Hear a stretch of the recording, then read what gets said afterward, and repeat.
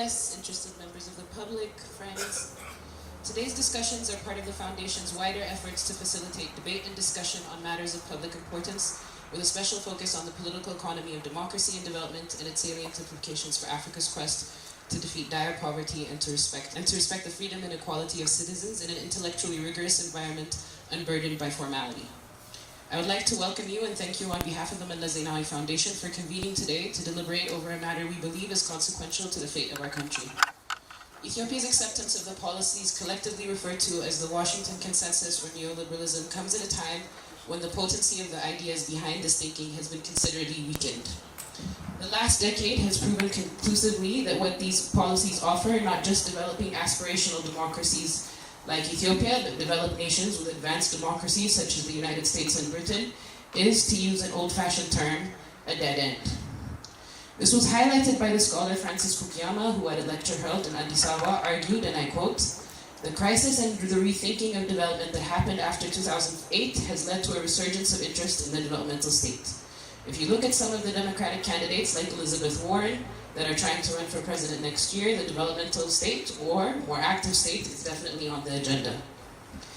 The political realities of the UK, where Tony Blair's New Labour has returned to its Labour roots under the leadership of Jeremy Corbyn, does not seem to have been curtailed by their electoral defeat.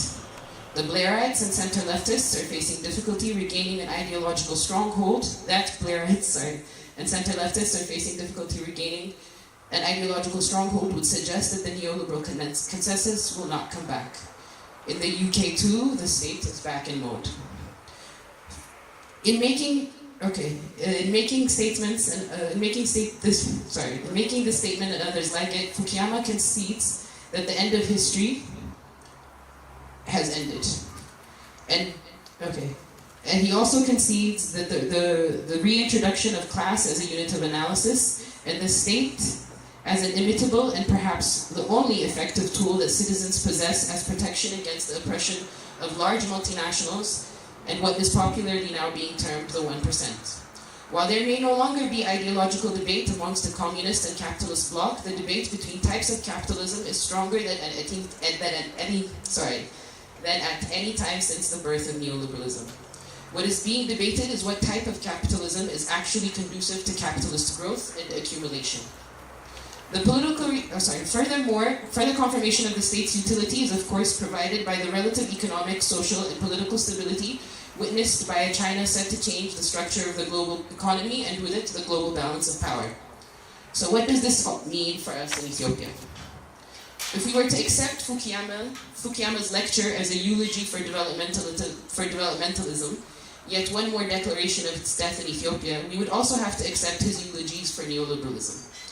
Neoliberalism, irrespective of whether it is homegrown or extraterrestrial, has now committed crimes that can no longer be ascribed to the color of one's skin, or to cultures associated with that skin.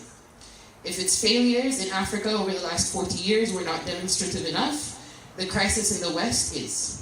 If both developmentalism and neoliberalism cannot offer a way forward, then Ethiopians must find a third way. As it stands, two outlooks are slated to replace neoliberalism. On the one hand, a descent into corporate fascism, which will and is threatening the possibility of civilized relations among sovereign nations, the existence of law-abiding and organized societies within nations, including Western nations, and ecological devastation.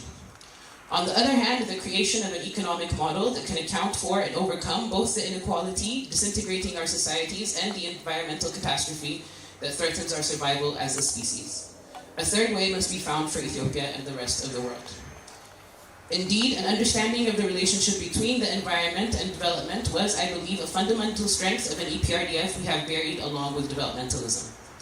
I would like to recall an article written on the occasion of the first commemoration of Melles's passing and the launch of this foundation by Lord Nicholas Stern, an eminent authority on environmental economics, in which he wrote his, Melles's, remarkable and practical vision of how to combine development on the one hand and environment and climate responsibility on the other.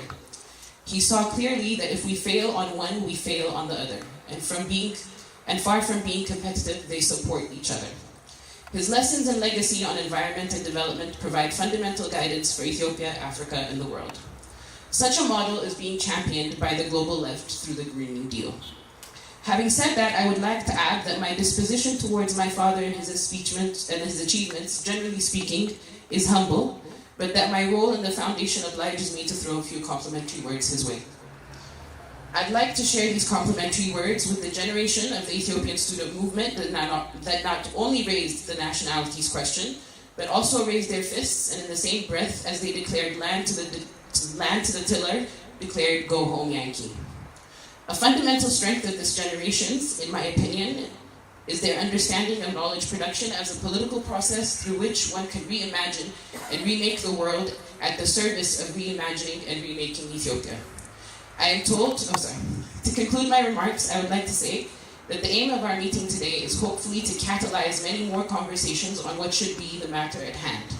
Debate over policy choices that lead to the social and material betterment of our peoples and achieve our quest to defeat poverty and the relationship of that quest to global capital.